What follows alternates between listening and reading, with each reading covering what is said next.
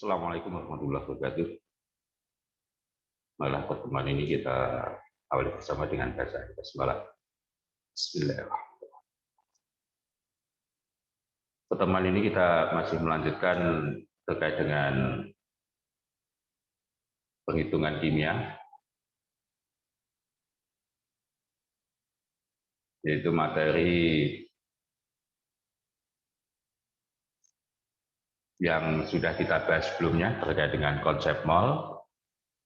Jadi bagian dari stoichiometri, perhitungan kimia yang merupakan materi yang ada di semester genap kelas 10 ini.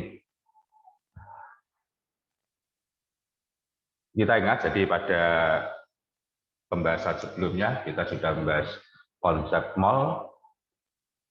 Dua pertemuan sebelumnya terkait dengan dasar dari perhitungan kimia yang kita hubungkan dengan jumlah partikel, massa zat, dan volume gas. Sedangkan untuk pertemuan ini nanti kita masuk pada implementasi dari konsep mol itu sendiri. Ada 7 yang nanti akan kita bahas, hanya saja untuk implementasi perhitungan atau implementasi konsep mol dalam perhitungan kimia nanti, kita untuk pertemuan ini kita hanya akan membahas pada konsentrasi larutan, dan bahkan saya lebih membahas pada konsentrasi larutan itu sendiri. Ya, jadi nanti pada konsentrasi larutan ini yang akan kita bahas. Sebelum kita membahas, ada 2 hal yang saya ingatkan. Jadi Anda jangan takut dengan perhitungan-perhitungan kimia, dengan bilangan-bilangan yang muncul karena sering bilangan desimal dan bilangan eksponen. Dan juga saya mengingatkan terakhir yang pada pertemuan sebelumnya terkait dengan terminal mol, di mana ada hubungan antara massa, jumlah partikel serta volume gas pada keadaan STP, itu selalu perhitungannya nanti kita kembalikan ke dalam mol. Jadi ingat, jadi perhitungan-perhitungan nggak ada ini hubungan langsungnya, jadi semuanya harus ke mol, jadi makanya mol saya istilahkan sebagai terminalnya perhitungan. Khusus untuk perhitungan pada konsentrasi nanti kita lebih pada hubungan antara massa dan mol, mol dengan massa. Jadi nanti kalau di situ muncul istilah massa, yaitu dengan satuan gram misalnya, ingat yang kita gunakan nanti kebanyakan adalah dalam bentuk mol. Maka kalau ada massa cukup dibagi dengan AR atau MR dari zat yang ditujukan. Itu ya, jadi nanti dalam perhitungannya supaya mudah. Ingat-ingat. Langsung saja kita membahas mengenai konsentrasi larutan. Jadi hubungan antara mol dengan konsentrasi, tapi saya lebih ke apa itu konsentrasi. Jadi konsentrasi atau istilah mudah sehari-hari kita istilahkan dengan istilah kepekatan gitu. Jadi pada dasarnya larutan itu mengandung zat terlarut dan zat pelarut. Kalau di situ zat terlarutnya cukup banyak, maka kita katakan kita sebut dengan larutan pekat. Jadi misalnya kita memiliki atau mengambil air 1 gelas, kemudian gula itu juga 1 gelas, kemudian kita aduk menjadi sirup. Larutan gula itu istilah lainnya sirup. Maka larutan gula itu kita katakan pekat. Tetapi kalau misalnya kita punya 1 gelas gula, kemudian kita campur dengan 1 sendok, satu gelas air, saya campur dengan satu sendok gula, maka larutannya itu encer. Namanya ya larutan gula sama sirup, hanya saja ini encer.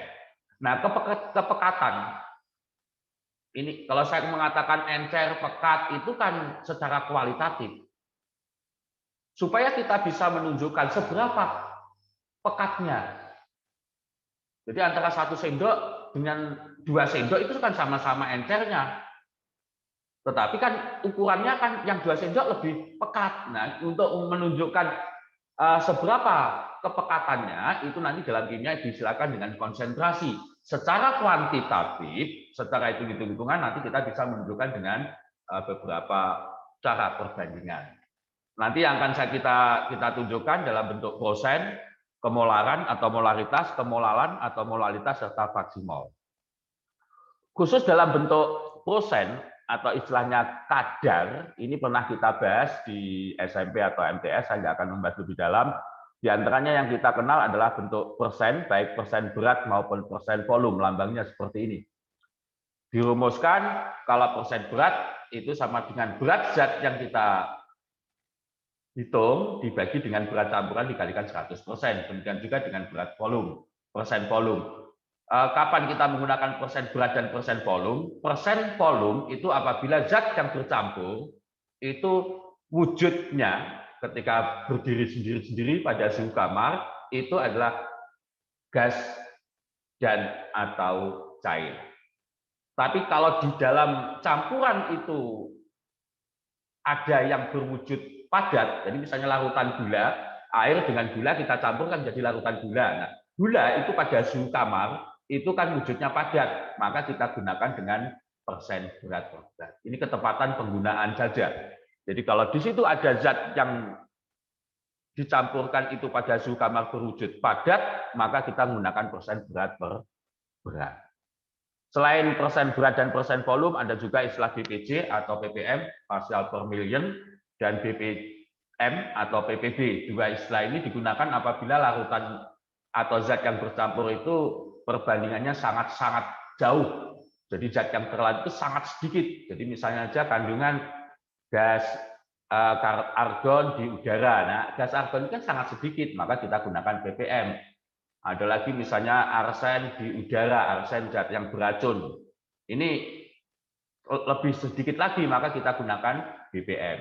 Dan ada satu lagi istilah ini dalam sosial ini sering digunakan, yaitu persil, per 1000. Jadi ini biasanya digunakan untuk perhitungan-perhitungan terkait dengan jiwa ya. Jadi artinya kita nggak etis ketika kita menunjukkan dalam bentuk desimal, maka dibulatkan dalam bentuk persil, per 1000, jadi sama aja.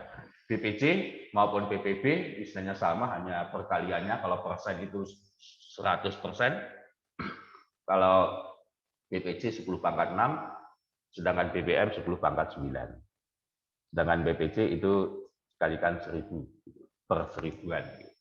Baik, itu tidak kita bahas lebih dalam. Pernah kita bahas, saya akan lebih fokus pada satuan yang kedua. Kemolaran atau molaritas biasa disingkat dengan M. Jadi nanti sering digunakan dengan istilah M ini ya. Meskipun dalam buku-buku literatur bahasa Inggris nanti sering menggunakan istilah C. Konsentrasi, pakai tulisannya C, pakai C ya, konsentrasi, concentration. Untuk menunjukkan konsentrasi dalam satuan molar, maka biasa juga dengan C dengan indeks M besar. Ingat nanti M besar ya, nanti karena ada satu lagi nanti M kecil. Kemolaran atau molaritas itu diberi pengertian atau didefinisikan sebagai konsentrasi larutan yang menyatakan banyaknya mol. Nah ini istilah ini, makanya hubungan antara mol dengan larutan di sini. Jadi saya ulangi, menyatakan banyaknya mol zat yang terlarut dalam 1 liter larutan. Jadi dalam 1 liter sudah jadi. Jadi dalam 1 liter larutan itu ada berapa mol? Jadi larutannya sudah jadi. Jadi kita punya 1 liter larutan gula. Di dalamnya itu ada berapa gula? Jadi harus tahu berapa gula di dalamnya. Nah cara membuatnya tentu nanti akan berbeda cara pembuatannya. Kemolaran ini sama dengan, jadi kalau dirumuskan, kemolaran atau M ini sama dengan jumlah mol atau N, zat terlarut dibagi volume. Maksudnya salah, mestinya V besar. Volume larutan. Kemolaran atau satuan atau lagi kita lambangkan dengan M itu sama dengan jumlah mol zat terlarut dibagi volume larutan. Jadi itu pengertiannya. Kalau kita tuliskan, berarti M atau yang kita lambangkan dengan C atau CM tadi sama dengan N per V. Yang ini aja harus sederhana. Mol per volume. N satuan adalah mol, V volume satuan liter. Jadi N jumlah zat satuannya mol, sedangkan V volume volume larutan ya, istilah saya ingatkan larutan, jadi sudah jadi satuannya liter. Hanya saja satuan volume ini sering ditunjukkan dengan satuan mililiter. Jadi dinyatakan dalam satuan mililiter. Nah, di mana kalau 1 liter itu sama dengan 1000 mililiter. Sehingga rumusan ini nanti dapat berubah. Di mana nanti yang kita gunakan V-nya itu 1000 per V. Ini satuannya mililiter ya. Jadi kalau menggunakan rumus ini saja, ini V-nya V satuan liter. Kalau ini nanti dinyatakan itu dalam satuan mililiter, maka V-nya menggunakan 1000 per V. Demikian juga M-nya atau mol-nya itu sering ditunjukkan berapa gram yang terlarut. Jadi misalnya aja sebanyak 10 gram larutan, 10 gram gula dimasukkan di dalam suatu larutan, atau yang terdapat di dalam 1 liter larutan. Berapa konsentrasinya misalnya. Nah ini yang dilarutkan ini kan satuannya dalam bentuk gram. Dalam satuan gram. Dan satuan massa. Jadi dengan besaran massa dengan satuan gram. Sehingga nanti N ini yang kita tuliskan tidak N utuh ini boleh. Jadi kalau ini tadi rumus dasarnya, kalau ini kita jabarkan di mana V itu sama dengan 1000 per V dengan satuan mililiter, sedangkan N mol itu dengan satuan massa dibagi dengan mR, zat yang terlarut. Sehingga rumusannya nanti dapat berubah, M sama dengan massa per mR zat terlarut kali 1000 per V. Volume larutan dalam satuan mililiter.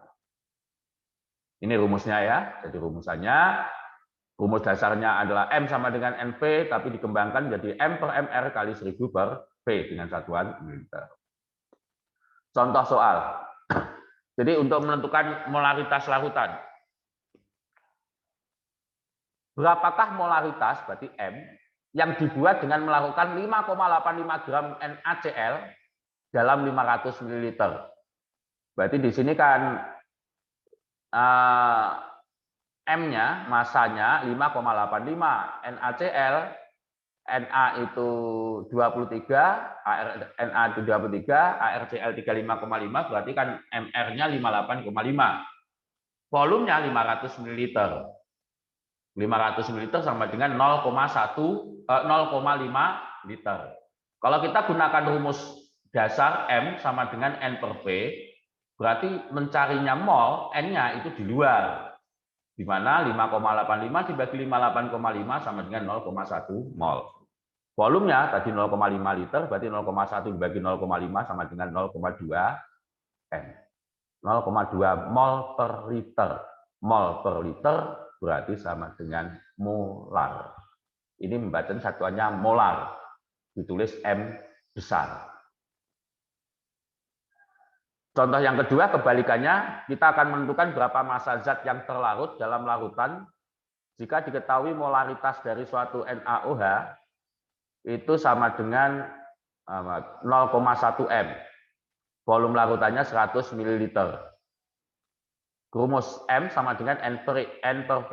M-nya ini kan diketahui 0,1 M. Masanya yang ditanyakan,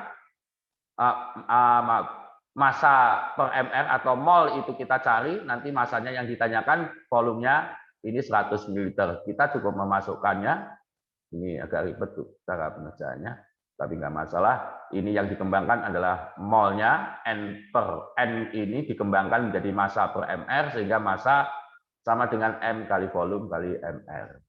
0,1 kali 0,1 kali 40 ketemu 0,4 gram. Berarti zat yang dilarutkan itu sebanyak 0,4 gram. Contoh soal yang lain. Berapa gram NaOH yang harus dilarutkan ke dalam 1000 ml larutan agar diperoleh molaritas larutan? Sekali lagi rumusnya mol sama dengan atau N sama dengan V kali M besar. 1 kali 0,2 maka ketemu 0,2 mol. Dari mol yang ada kita hitung massa, ingat tadi ya dalam terminal mol tadi, massa sama dengan mol kali mR, 0,2 kali 40. Berarti sama dengan 8 gram. Contoh berikutnya sebanyak 4 gram NaOH dilakukan dalam air sehingga volume larutan 400 ml. Hitunglah kemolaran larutan. Ya cukup kita masukkan ke dalam rumus M sama dengan 1000/400 kali 4/40 sama dengan 0,25 M. Ini sederhana sekali. Dan yang terakhir berapa gram urea? Kalau MR dari urea itu 60, harus terlarut dalam 250 ml larutan yang berkonsentrasi 0,1 M.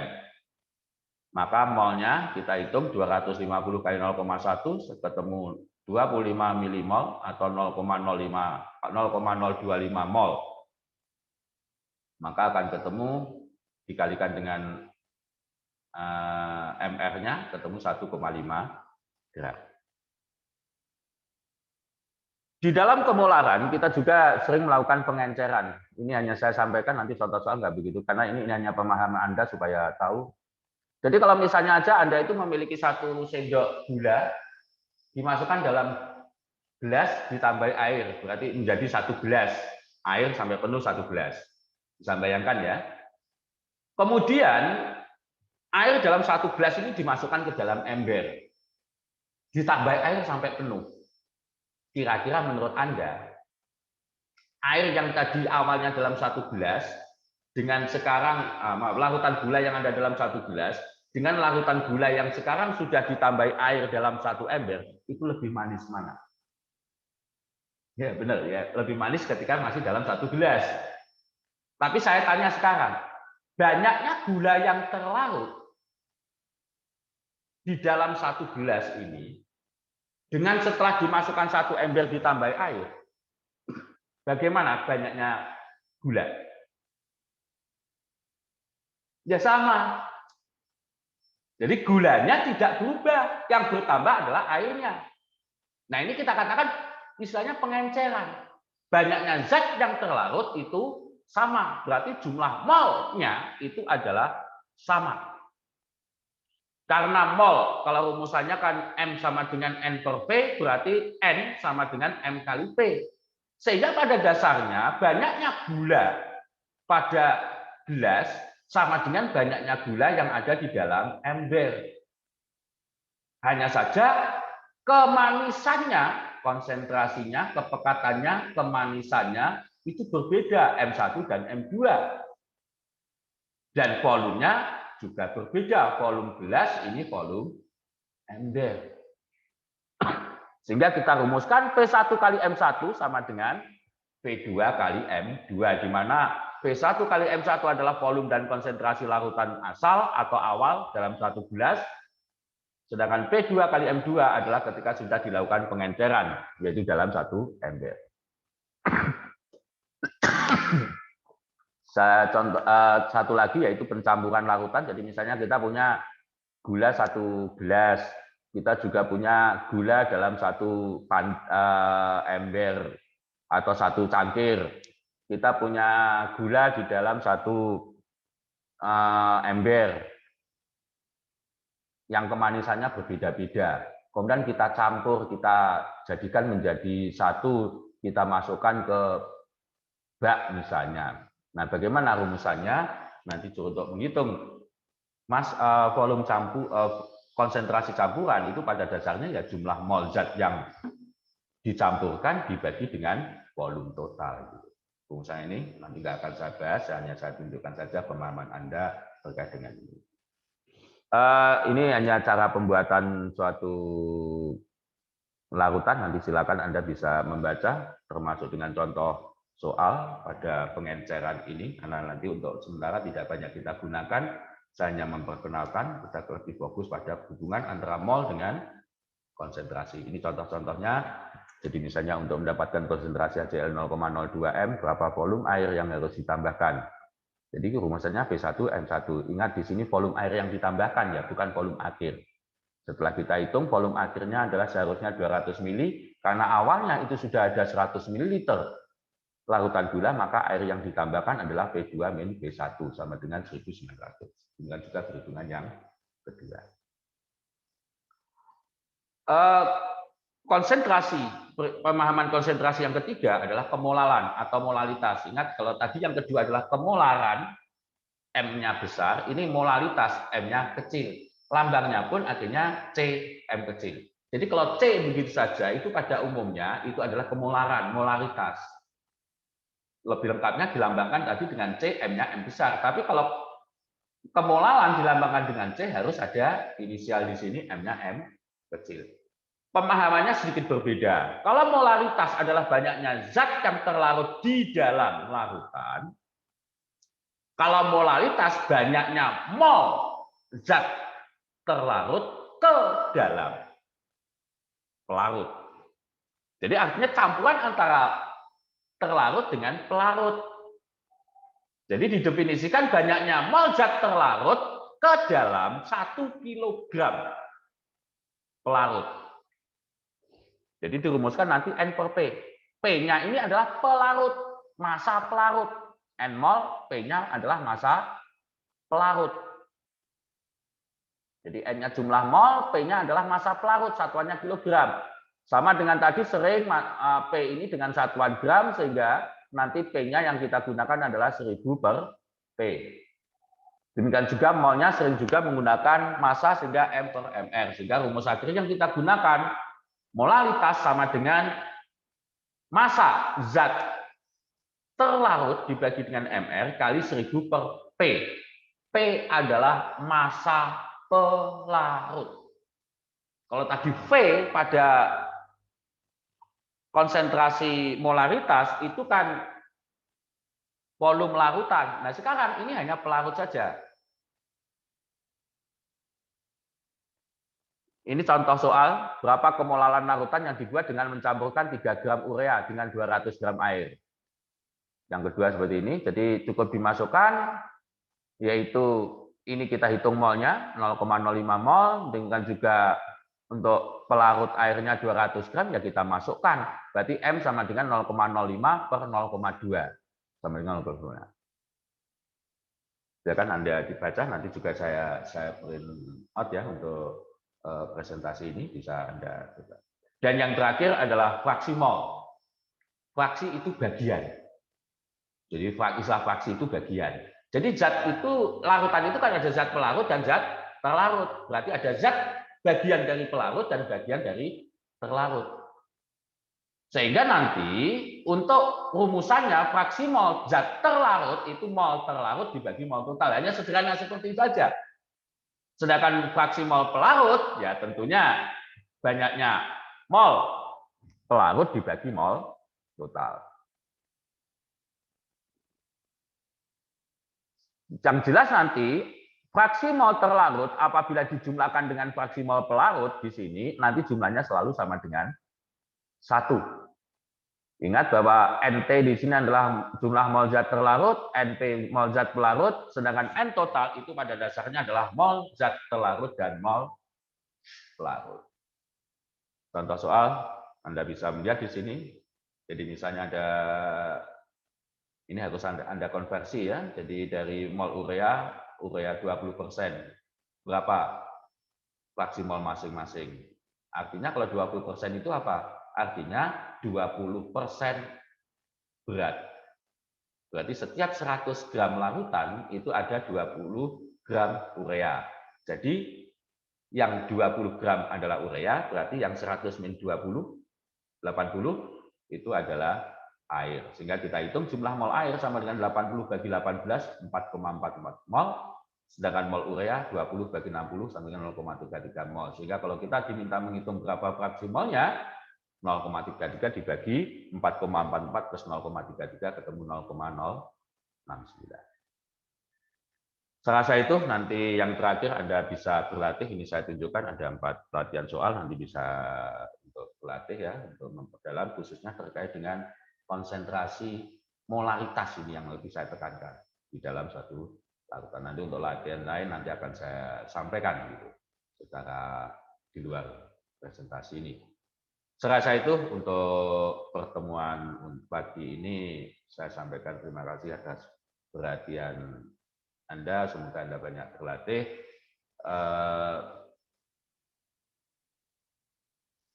Nanti jadi untuk memperdalam Anda banyak berlatih, silakan banyak literatur dan saya pun juga akan menambah beberapa latihan. marilah pertemuan pada pagi ini kita tutup bersama, semoga bisa bermanfaat, menambah pemahaman kita terkait dengan konsep mal ini. Marilah kita baca hamdalah sama-sama. Alhamdulillah ini.